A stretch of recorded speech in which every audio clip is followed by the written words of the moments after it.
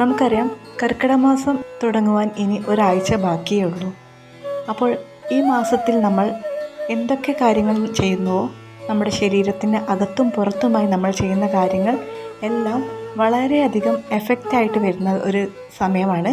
അതിപ്പോൾ ഒരു skin care ആയാലും അകത്തേക്ക് സേവിക്കുന്നതായാലും എല്ലാത്തിനും അതിൻ്റെ ഒരു പ്രഭാവം ഉണ്ടാകും.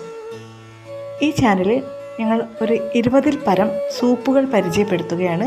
വ്യത്യസ്ത തരത്തിലുള്ള പച്ചക്കറികളും ധാന്യങ്ങളും ഉപയോഗിച്ചുള്ള സൂപ്പാണ് നമ്മൾ കാണിക്കുന്നത്. വളരെ സിമ്പിളായിട്ടുള്ള റെസിപ്പീസ് മാത്രമേ ഇടുന്നുള്ളൂ.